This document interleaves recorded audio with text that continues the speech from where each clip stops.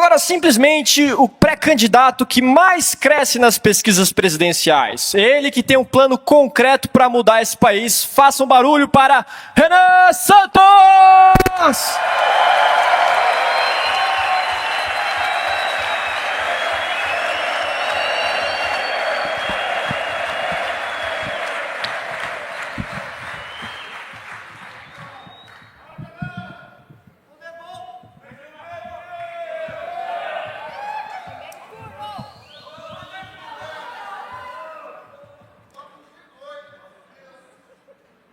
Boa tarde.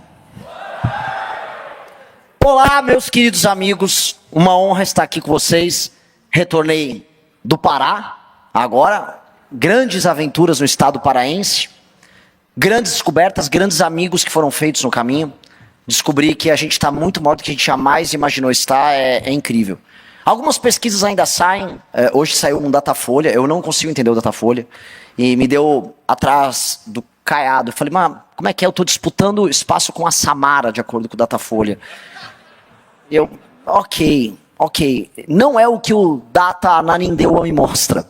Não é o que Data Breves me mostra. Não é o que Data Melgaço me mostra. Alguns lugares com o menor IDH do Brasil, justamente o perfil eleitoral mais difícil de você buscar, conhecendo, vindo tirar foto, correndo atrás. Então, eu queria só fazer essa pequena introdução, porque tem tudo a ver com o que nós vamos falar hoje e com o que eu vou falar, especialmente aqui nesse discurso. O peso que recai sobre o nosso ombro está ficando cada vez maior. E isso já começa a afetar o nosso sono. Eu não imaginava estar na posição que nós estamos hoje. Eu imaginava que a gente ia conseguir montar o partido, sim. Eu sempre tive certeza que a gente ia montar o partido. Eu tinha certeza absoluta que nós íamos fazer o impeachment da Dilma. Todas as vezes que o grupo de amigos que a gente criou na Brigadeiro Luiz Antônio, o grupo inicial Pedro, Kim, eu, meu irmão, o Riso, algumas outras pessoas, todas as vezes que a gente tinha uma certeza que algo ia dar certo, a gente fazia o melhor, porque as coisas davam certo meio que automaticamente. E elas davam certo a despeito de todas as dificuldades e improbabilidades. Eu me lembro que quando eu conheci o Kim, foi numa festa de libertários horrível. E ele teceu comentários horrorosos a meu respeito. Ele falou que eu estava com a camisa meio aberta e com... Enfim, eu sou latino, então eu tenho pelos no peito. E ele achou aquilo horripilante. Ok. Lide com a minha latinidade. O fato é, eu tirei fotos recentemente nessa linha também. Eu recebi comentários similares. Mas ali eu conheci ele. E quando houve o segundo turno entre Aécio Neves e Dilma Rousseff em 2014, nós tentamos lutar contra a Dilma, chamamos um amigo, Danilo Gentili, para trabalhar conosco no vídeo, e mesmo assim, fazendo um impacto grande, a Dilma venceu. E ali não havia mais nenhuma esperança, e esse é o ponto que eu queria colocar. Não havia mais esperança de nada, porque o PT havia vencido, e todo mundo que ficou atônito, que mesmo com o escândalo do Mensalão estourando, mesmo com a Lava Jato já funcionando, mesmo o escândalo do Petrolão já sendo descoberto pelas pessoas, mesmo com as manifestações de 2013 tendo acontecido, as pessoas elegeram o PT. E aí daquele pequeno escritório, sem nenhuma probabilidade de vitória, a gente se insurgiu como a última esperança. E a verdade é que o impeachment da Dilma Rousseff foi a última esperança de uma geração. O último ato de resistência. E a história é cheia desses atos. Os atos improváveis que são feitos imaginando a própria derrota. Eu sei que é clichê citar esse exemplo, mas o que foram os 300 de Esparta, além de um grupo de homens que foram para a derrota certa? Eles se encaminharam para a derrota certa. E esse ato de resistência final foi maior do que todas as vitórias que o grupo deles, os gregos, tiveram depois. Essa história de empreender a última resistência, de ser a última esperança, é a história mais inspiradora que a gente pode ouvir. E a gente tentou ser a última esperança naquela época, e contra todas as probabilidades, sem dormir, sem recurso, rodando o Brasil a pé, nós nos construímos, nós aprendemos a trabalhar em conjunto, e nós vencemos. E foi ali que eu descobri o melhor de mim, o melhor do meu irmão, o melhor do Pedro e o melhor do Kim. Porque ao Kim coube o papel muito estranho de ser colocado com 18, 19 anos de idade como porta-voz daquilo tudo. Ele que fazia os debates, ele que ia na televisão, ele que respondia os questionamentos. Boa parte das reuniões de articulações era ele a fazer, com 18 a 19 anos. E eu trabalhar com um cara como ele, eu era um privilegiado. Nunca trabalhei tão bem com alguém na minha vida. Era um privilégio trabalhar com ele.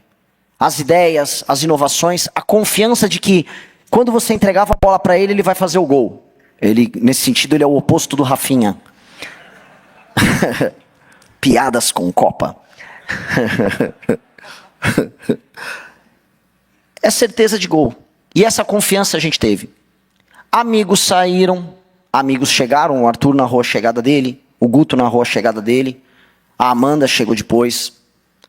E nós fomos novamente aqueles a empreender a última resistência, que era a resistência contra o bolsonarismo no nosso próprio campo.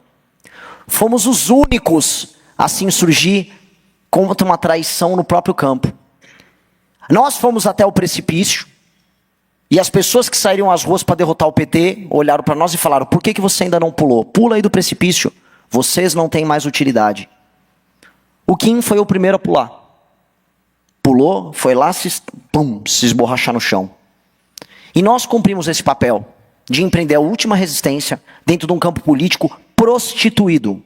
Um campo político de fracos e canalhas. Eu tenho vergonha de ser chamado de direita no Brasil.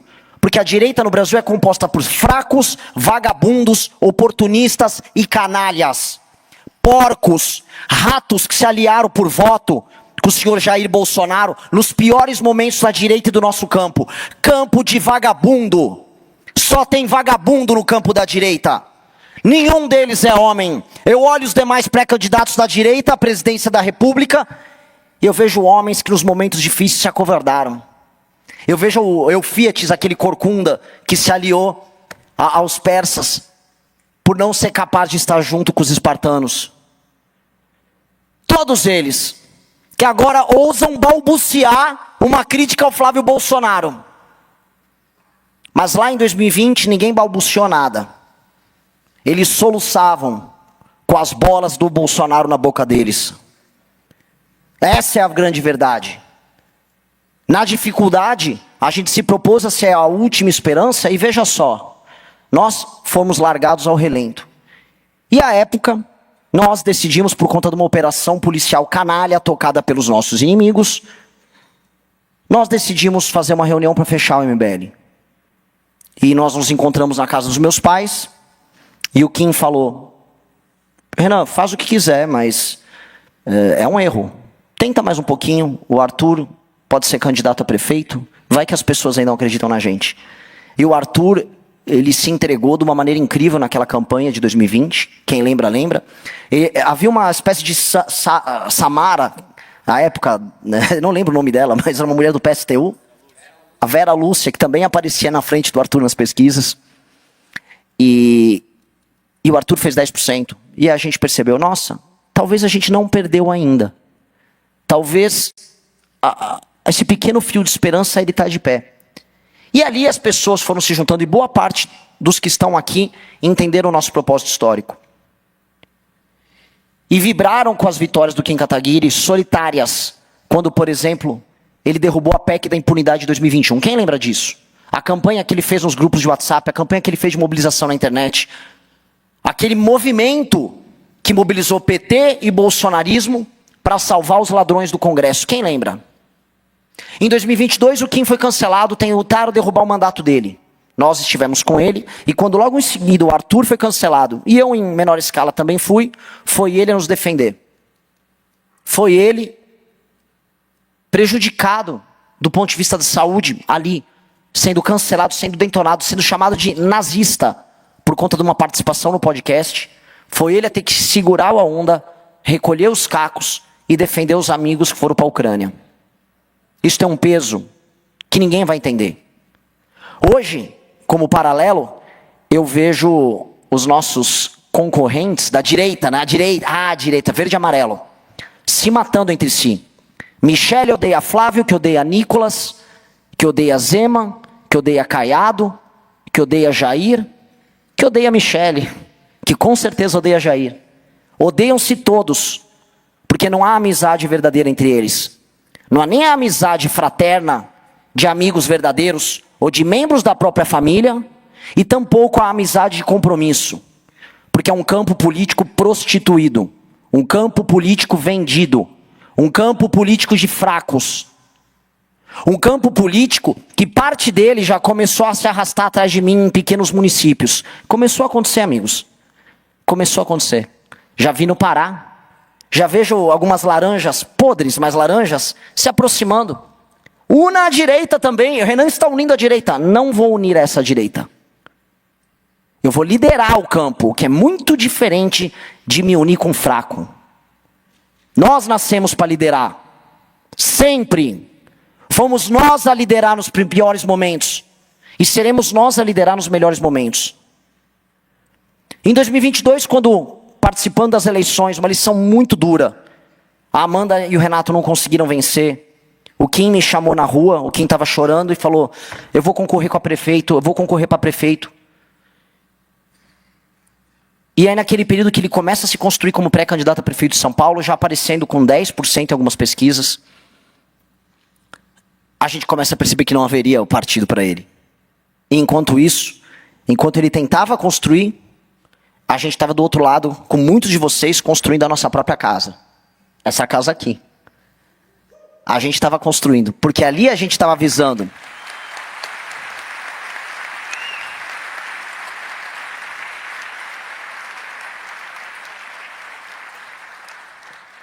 Ali a gente avisou que não mais iriam impedir a gente de construir nosso caminho. Que não mais iam parar a gente. Ninguém vai mais parar a gente.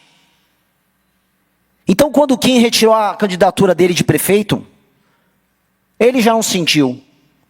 Nós não sentimos. Porque a gente já sabia naquela época que a gente teria a nossa casa. E que outras candidaturas viriam. E que outras possibilidades viriam. No final do ano passado, o nosso partido foi constituído. 7-0 no TSE. Ratos que foram do MBL estão rodando o podcast como as prostitutas que eles são, porque são fracos. Dizendo, foram conversar com ministros do Supremo para passar. Ratos. Todos ratos. Os ministros do Supremo, do TSE, todos tiveram que lidar diante dele com o partido que coletou mais assinaturas, que coletou e bateu meta em todos os estados da federação, no menor período de tempo, com o maior número de validações. Nós não precisamos sentar para conversar com ninguém, porque nada disso era necessário quando a gente faz a lição de casa bem feita. E nós fizemos muito bem feita a nossa lição de casa.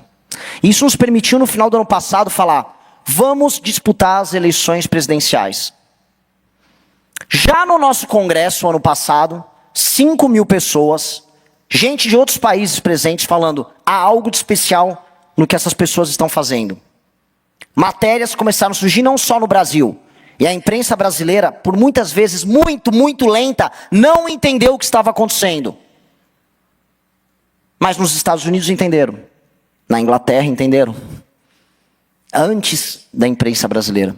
Quando as pessoas aparecem assustadas, eles estão liderando entre os mais jovens. Eles já deveriam saber isso quando nós já estávamos coletando as assinaturas com milhares de jovens nas ruas. Ou quando qualquer estatística de YouTube demonstrava que a gente era o grupo que mais crescia nas redes sociais com esse grupo social. Aí esse grupo falou: Renan, é você. Eu falei: ok. Nunca fui candidato. Mas eu entendi que teria que ser eu. Começo a rodar o Brasil. Começamos a montar o time.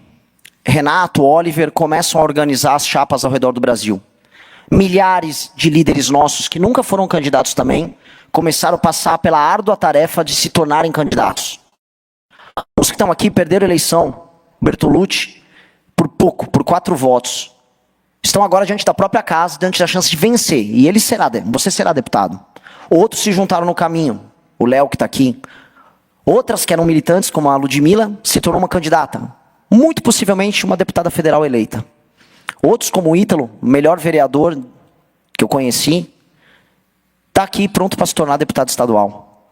Eu não vou ficar dando o nome de todo mundo, senão vou parecer, né, aqueles políticos tradicionais. Mas todo mundo tem sua jornada nisso. E eu comecei a minha. Eu comecei a rodar o Brasil 0,5%, 1%, 2%, e botando a seguinte meta.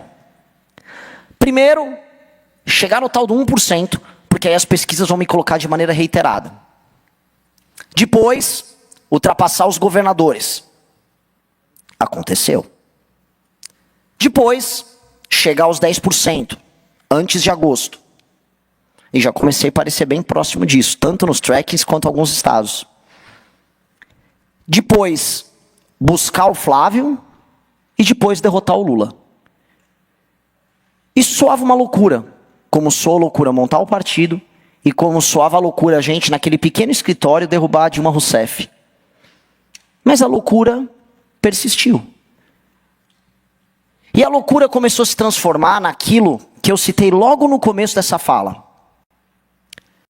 Diante de um quadro em que Flávio Bolsonaro, herdeiro da família de ladrões, filho mais velho dos idiotas, deputado estadual da rachadinha, senador favorito do Vorcaro, e incapaz de vencer o Lula no segundo turno, em qualquer circunstância, diante do cenário em que ele está em segundo, de maneira lógica, a última esperança para vencer o Lula é essa turma que está aqui.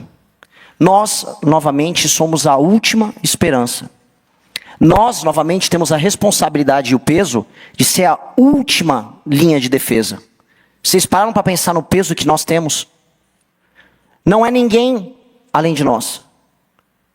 São vocês que coletaram assinaturas, são vocês que foram atacados na internet, são vocês que estão divulgando a gente, são vocês que estão nos grupos de WhatsApp, são vocês que são pré-candidatos, são seus familiares que serão atacados, são seus amigos que vão se perder, são as pessoas que vão trair a gente, são as dores que a gente vai passar, são os nãos que a gente vai tomar na cara. Somos nós. Somos nós.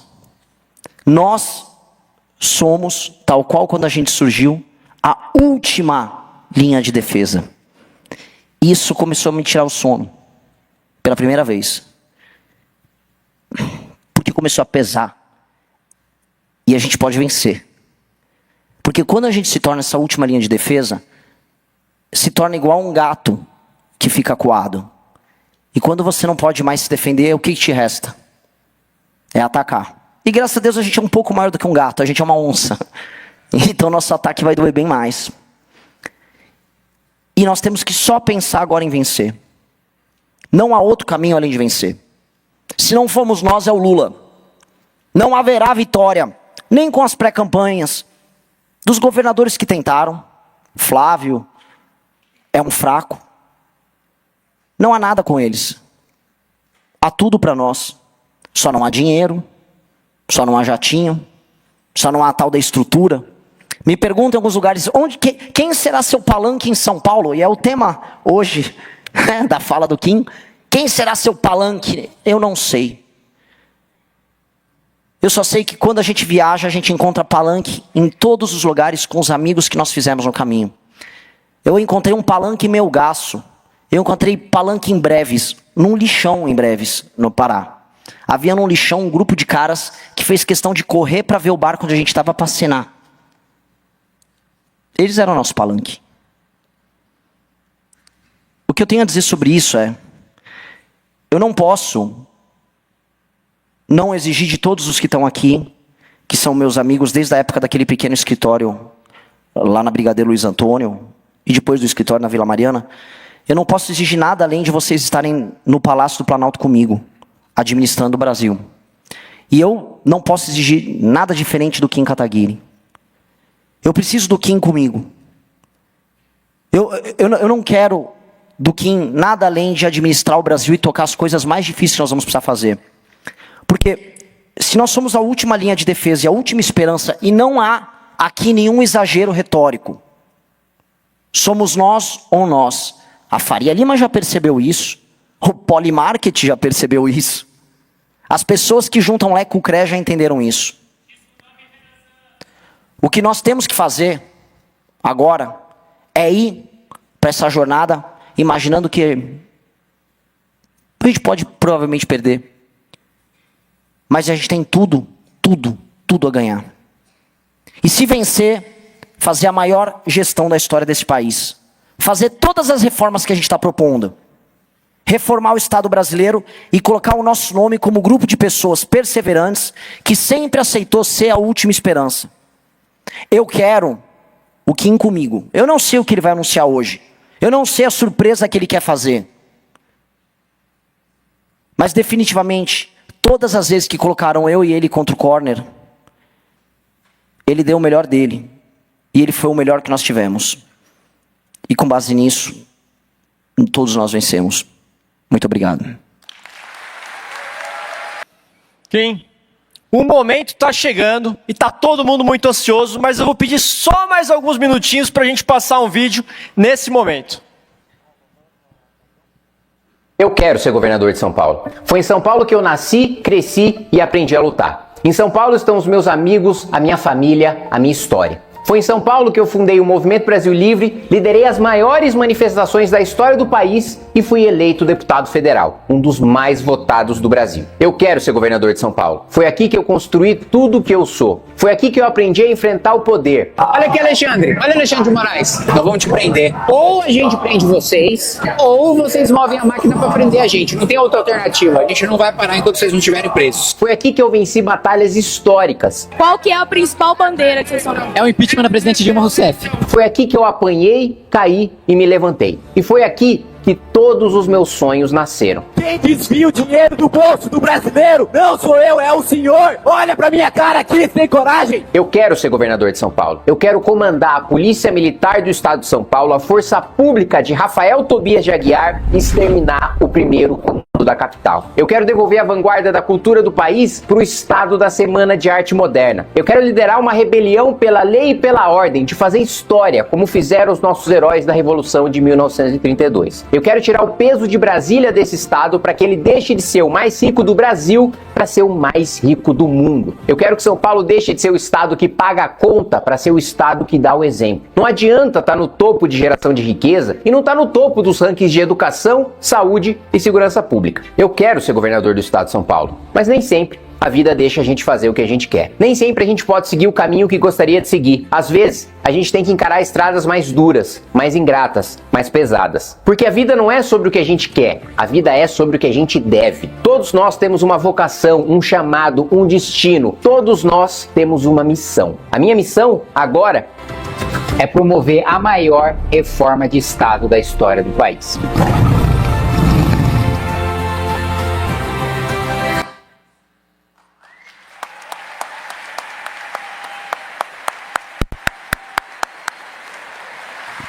Com vocês, Kim Kataguiri!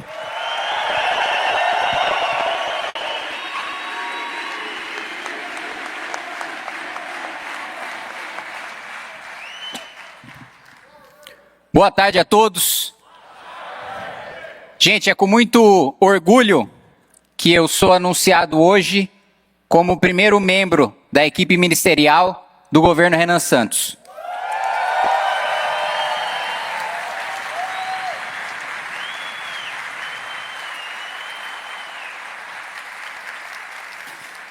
E eu já quero adiantar para vocês e quero adiantar para você, presidente, que nós vamos promover a maior reforma de Estado da história desse país. Eu vou entregar para o nosso presidente 1 trilhão e 100 bilhões de reais da reforma da estrutura na nossa máquina pública. Tudo que eu quis fazer nesses quase 8 anos de mandato como deputado federal, agora vou fazer como ministro de Estado, junto com o presidente Renan Santos.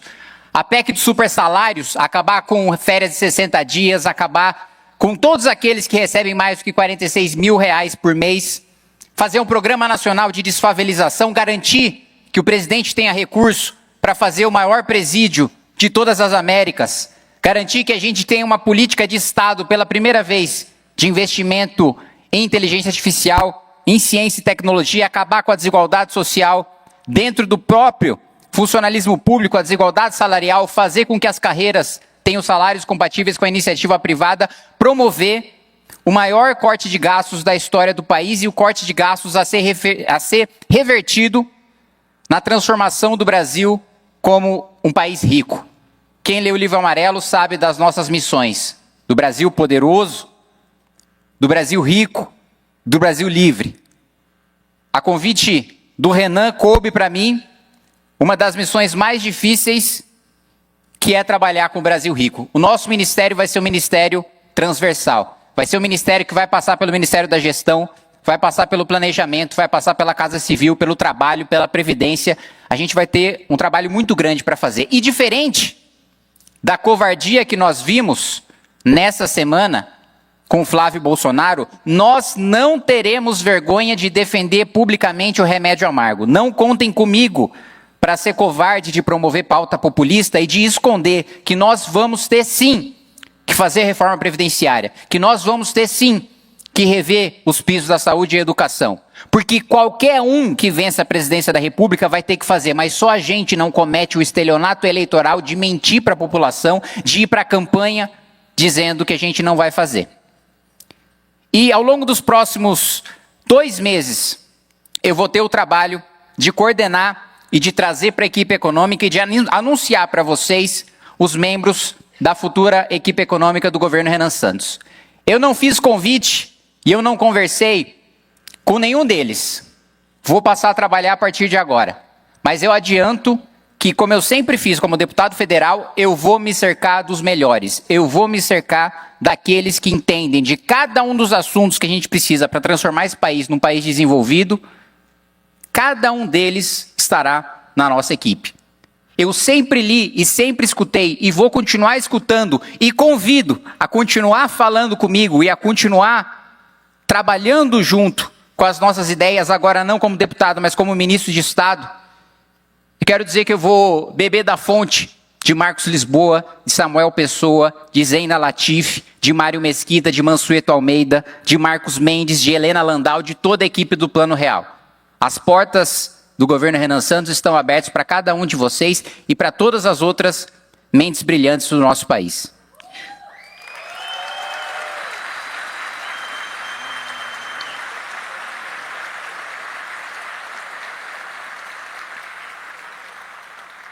E o anúncio de hoje, ele é calcado numa certeza de que nós vamos vencer as eleições presidenciais deste ano e nós vamos governar este país, e não só por um mandato. E nós teremos todo o tempo para transformar o nosso país no país desenvolvido que a gente quer. E é com esse espírito de fazer história. Aliás, antes de falar do espírito de fazer história, eu quero fazer um relato pessoal para vocês. Até aproveitando que minha mãe, que olha agora, está aqui. Eu sempre gostei muito de língua portuguesa. E uma vez eu participei de um campeonato de conjugação verbal. E eu cheguei animado em casa, Pedro, falando: pai, participei do campeonato, ganhei. E aí o meu pai: que legal, filho, primeiro lugar? Aí eu: não, pai, segundo. Aí ele: E aí, conversando com a minha irmã, depois que meu pai faleceu, ela falou aqui, essa cobrança que o pai sempre teve em relação a gente, essa era a maneira dele demonstrar que nos amava. Era a maneira dele nos preparar para o que é que viesse, para a decisão que a gente quisesse tomar no futuro da nossa vida. E a minha mãe tinha um jeito diferente de me preparar. A minha mãe me colocava na linha, a minha mãe garantiu que eu ficasse longe de gente mau caráter, mas acima de tudo a minha mãe garantiu que eu não fosse covarde.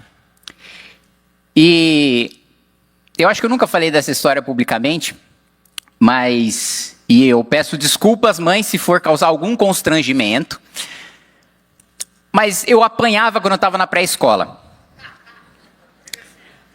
E aí uma vez eu fui reclamar para minha mãe. Falei: mãe, o moleque fica me batendo lá todo dia que eu estou na escola. Aí minha mãe A minha mãe não me socorreu, pelo menos não diretamente. A minha mãe disse o seguinte: bate de volta. Foi o que eu fiz. No dia seguinte, o menino veio me bater, o mesmo menino veio me bater, e eu dei um socão na cara dele. E eles... Gostou, Arthur? Deu um socão. Não foi qualquer soco, eu garanto para vocês, como o Renan gosta de Cavaleiro do Zodíaco, foi um cometa de Pégaso, né? E ele ficou com o olho roxo, sangrando. E aí, a mãe desse menino foi lá em casa reclamar com a minha mãe. Falou: seu filho bateu no meu e tal. A minha mãe olhou para a mãe do moleque e falou: sim, eu sei, eu que mandei.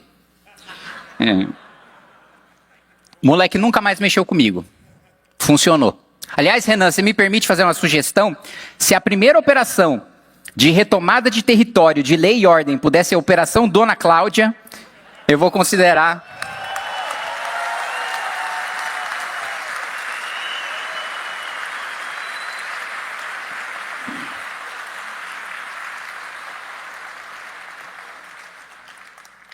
Então, a maneira que meus pais tinham de demonstrar o amor por mim era me preparar para a vida.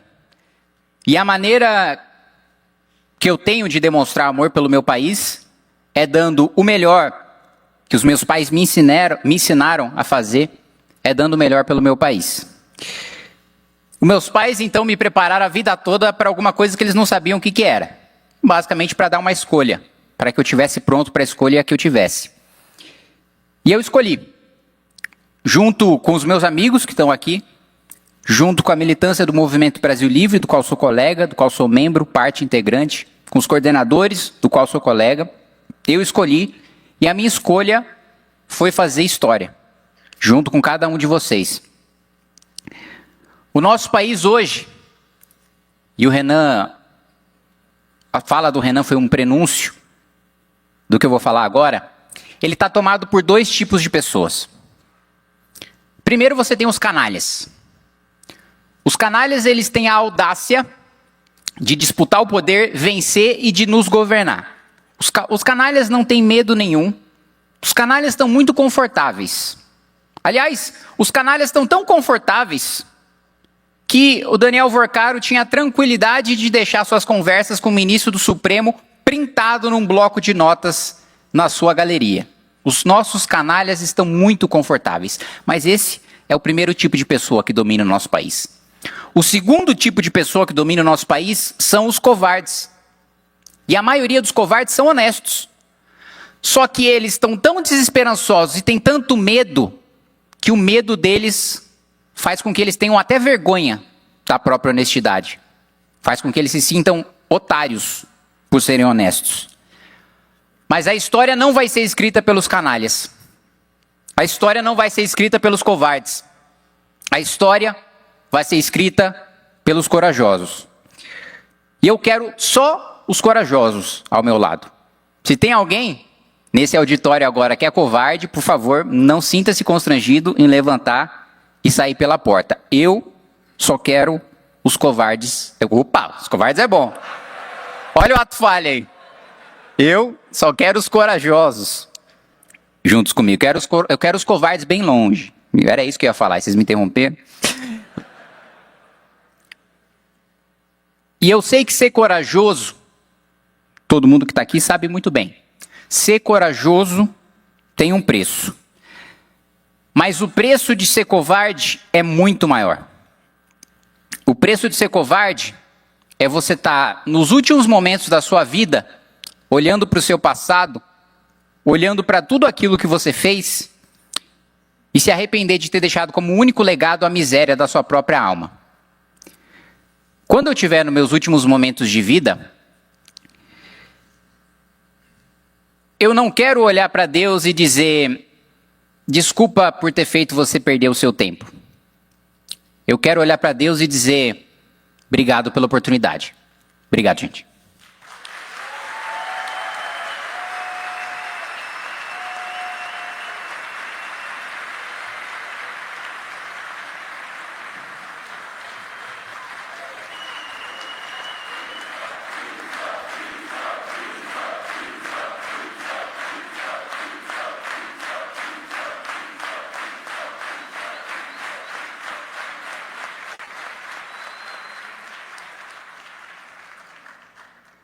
Gostou desse corte? Comenta aqui embaixo. Não se esqueça de deixar o seu like, se inscrever no canal e ativar o sininho para receber todos os vídeos.